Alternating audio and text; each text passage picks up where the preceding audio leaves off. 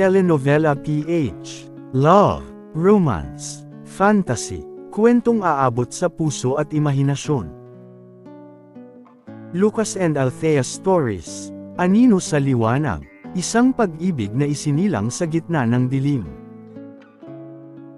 Episode 35. Pagsubok sa dilim. Patay ang ilaw. Sa loob ng silid, hindi makita ni Lucas ang sarili niyang mga kamay.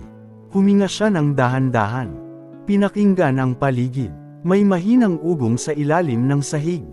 Parang may gumagalaw na makina. May hangin na dumaan sa kanan. Senyales ng bukas na lagusan. Hindi siya umusad agad.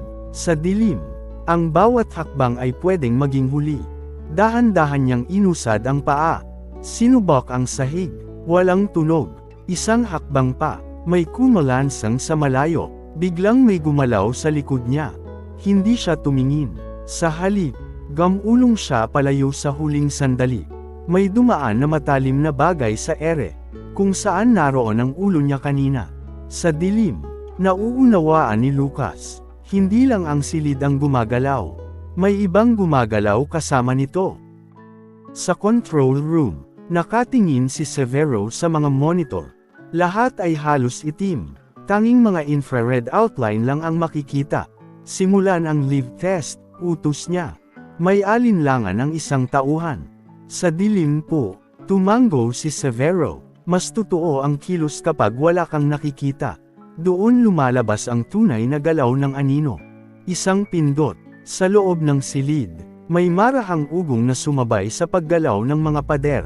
May mga mekanismong unti-unting gumalaw. Hindi sabay-sabay, kundi pa isa-isa. Panatilihing unpredictable, dagdag ni Severo. Kung masanay siya sa pattern, babaguhin niyo agad. May tauhang nagtanong, paano kung masugitan siya ng malubha? Sandaling tumahimik si Severo. Huwag siyang patayin, malamig niyang sagot. Pero huwag din siyang iligtas. Sa mga monitor, kitang-kita ang anino ni Lucas. Gumagalaw sa dilim, hinahabol ng mga bitag na hindi nakikita. Sa pribadong silid na nalulunod sa dilim, nakaupo si La Viuda sa harap ng isang maliit na monitor. Walang malinaw na larawan, puro anino at galaw sa dilim. Ngunit sapat na iyon para malaman niya kung ano ang ginagawa kay Lucas. Hindi siya nagsalita, hindi rin siya umimik. Saglit niyang ipinikit ang mga mata, parang may alaala na dumaan sa isip niya. Ang dilim, wika niya sa mababang tinig, ay hindi pumapatay sa anino. Sinusubok lang nito kung gaano ito katibay. May tauhang nasa gilid na tila gustong magsalita, pero pinigilan ang sarili. Tumayo si La Viuda. Sa paggalaw niya, lalong nalunod sa anino ang kanyang mukha. Kung mabasag siya, dugtong niya. Hindi pa iyon ang katapusan. Kung hindi, mas magiging kapaki-pakinabang siya sa susunod na yugto. Tahimik na bumalik ang mga mata niya sa monitor. Sa likod ng katahimikan, may desisyong lalong magpapalalim sa bitag. Sa loob ng silid, patay pa rin ang ilaw. Hindi na nagmamadali si Lucas. Huminga siya ng dahan-dahan. Pinakikinggan ang bawat tunog, ang mahinang ugong ng makina, ang hangin na dumadaan sa mga siwang. Isang hakbang pasulong, pinakinggan muna niya ang sahig. Walang kalansing, biglang may dumaan na talam sa ere. Pero hindi na siya nagulat. Lumihis siya bago pa man ito dumampi. Sa dilim, hindi na siya umaasa sa mata, kundi sa pakiramdam. Tinapik niya ang pader. May bahagyang vibration. Senyales na may gagalaw mula sa kaliwa. Umiwas siya sa kanan. Tama ang kutob. May bumagsak na bakal sa pwesto niya kanina. Napahinto siya saglit. Ganito pala ang laro, bulong niya. Makinig. Huwag magmadali. Sa bawat galaw, unti-unting nagiging pamilyar ang dilim. Hindi nakaaway, kundi larangang kailangang kabisaduhin. Sa gitna ng silid, biglang sabay-sabay na gumalaw ang paligid. May kumulabog sa kisame, may umangat sa sahig, may hamyuni ng bakal sa mga pader. Hindi pa isa-isa, sabay-sabay, napalingon si Lucas. Huli na, isang rehas ang bumagsak sa harap niya. May talam na dumaan sa likuran. At mula sa gilid, May umusad na pader na parang gustong durugan ang pagitan. Napilitan siyang tumalon pasulong. Pero sa paglipag niya, may umangat na bakal mula sa sahig. Sumagi ang talam sa gilid ng hita niya.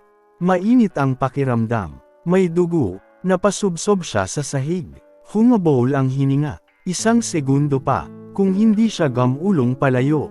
Tapos na, nanatili siyang nakahiga sa dilim. Pilit pinipigil ang sakit. Sa sandaling iyon, naunawaan niya, hindi na ito pagsubok lang. Ito ay paalala kung gaano siya kalapit sa kamatayan. At ang susunod na galaw, maaaring wala ng ikalawang pagkakataon. Sa control room, sumikip ang panga ni Severo nang makita ang nangyari sa monitor. Sa screen, nakahandusay si Lucas sa sahig. May dugo sa hita, hingal na hingal. Isang segundo pa, at tapos na sana. Hindi umimik si Severo. Hindi siya sumigaw. Hindi rin siya nagutos na ihinto ang bitag. Ngunit sa mga mata niya, may dumaan na bahagyang pag-aalinlangan. Isang saglit na hindi niya madalas ipakita. Panatilihin, utos niya sa huli. Huwag niyong dagdagan ang bilis. May tauhang sumulyap sa kanya. Kung magkamali pa po ang timing. Pinutol ni Severo ang pangungusap. Hindi siya basta-basta mababagsak, malamig niyang sagot. Pero hindi rin siya dapat masanay. Sa monitor, gumalaw si Lucas. Pilit tumatayo sa dilim. Sandaling tumingin si Severo sa ibang screen. Kung saan makikita ang kinaroroonan ng bihag. May hangganan ang pagsubok, bulong niya sa sarili. Hindi pa iyon ngayon. Sa dilim, marahang itinukod ni Lucas ang sarili. Masakit ang hita, mainit ang sugat, ngunit hindi siya pwedeng manatili sa sahig. Huminga siya ng malalim. Isa, dalawa, tumayo siya kahit nanginginig ang tuhod. Pinilit niyang alalahanin ang galaw ng silid. Kung saan huling gumalaw ang pader. Kung saan umangat ang sahig. Tinapik niya ang pader sa kanan. Walang vibration. Sa kaliwa, may bahagyang ugong. Doon, bulong niya. Dahan-dahan siyang umusad. Pinipigilan ang pagkirot ng sugat. Sa bawat hakbang, mas malinaw ang pakiramdam niya sa ritmo ng silid. Parang may hinga ang makina. At kailangan lang niyang sumabay sa paghinga nito. Sa dilim, hindi na siya basta tumatakbo palayo sa bitag. Hinahanap na niya ang labasan. Sa dilim, may biglang sumili na manipis na liwanag sa pader sa harap ni Lucas. Isang hiwa ng ilaw, parang siwang na unti-unting lumalapad. Lumapit siya, dahan-dahan, kahit sumisigaw ang sugat sa hita. Sa paglapit niya, may narinig siyang mahinang ugong. Hindi tunog ng bitag, kundi tunog ng bukas na lagusan. Ang pader ay bahagyang umurong. Isang pinto ang nabuo sa harap niya. Mas maliwanag ang loob kaysa sa silid na kinaroroonan niya. Isang hakbang na lang, at maaari siyang makalabas sa dilim. Ngunit may kakaiba. Ang hangin sa loob ng pinto ay malamig. Masyadong tahimik. Walang ugong ng makina. Walang tunog ng galaw. Masyadong madali, bulong ni Lucas. Tumigil siya sa mismong harap ng liwanag. Isang hakbang pa, at lalabas siya sa silid. Sa likod niya, may bahagyang ugong na parang nag-aabang. Ang pintong iyon, hindi lang labasan, isa rin itong paanyaya. Tahimik sa pasilyo kung saan nakakulong si Althea. Masyadong tahimik. Nakatayo siya sa tabi ng pinto. Nakasandal ang noo sa malamig na bakal. Huminga siya ng malalim. Parang may mabigat na nakadagan sa dibdib niya. Biglang, may narinig siyang yapak sa malayo. Hindi mabilis. Hindi rin mabagal. Parang may sadyang lumalapit. Napahawak siya sa rehas. May tao ba riyan? Mahina niyang tanong. Walang sumagot. Ngunit narinig niyang gumalaw ang hangin sa kabilang dulo ng pasilyo. Parang may pinto na dahan-daang isinara. O may dumaan sa likod ng pader. Naramdaman niya ang lamig sa batok. May kutob siyang may nagbabago sa paligid. At ang katahimikan na ito, ay hindi kapayapaan, kundi banta. Lucas, bulong niya sa sarili. Hindi alam kung maririnig ba siya nito. Pero umaasang kahit sa dilim, may makakarating na pakiramdam. Nakatayo si Lucas sa harap ng pintong may liwanag. Isang hakbang na lang ang layo. Ngunit bago pa siya makagalaw, biglang umuga ang buong silid. Hindi malakas, hindi marahas, kundi dahan-dahan. Parang may malalaking pader na gumagalaw sa ilalim ng lupa. Ang siwang ng liwanag sa harap niya ay unti-unting nagsara. Sa sahig, may mga guhit na lumiwanag. Mga linya na tila naghahati sa espasyo. Narinig ni Lucas ang malalim na ugong ng makina. Mas mabigat, mas malapit. Hindi ito basta bitag, bulong niya. Ang direksyong tinutungo niya kanina, kung saan nararamdaman niyang naroon si Althea, ay biglang tinakpan ng gumagalaw na pader. Parang may kumakalas sa pagitan nila. Isang hakbang pasulong, biglang nagsara ang daan. Isang hakbang paatros, may pader na umangat mula sa sahig. Sa ilang segundo, ang silid na akala niyang nauunawaan na niya, ay muling nagbago ng anyo.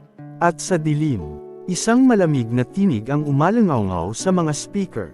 Hindi ka inilagay dito para makatakas, anino. Inilagay ka dito para mailayo. Nanlaki ang mga mata ni Lucas. Hindi dahil sa takot, kundi dahil sa isang malinaw na katotohanan. Hindi lang siya sinusubok. Inihihiwalay siya kay Althea, at sa kabilang dulo ng pader, sa pasilyong hindi niya na makita, naroon ang babaeng handa niyang isugal ang buhay para mailigtas. Kung nagustuhan ninyo ang episode 35, huwag kalimutang mag-like, share and subscribe sa channel natin, at pindutin ang notification bell para sa susunod pang mga episode, sa Lucas and Althea Stories, Anino sa Liwanag.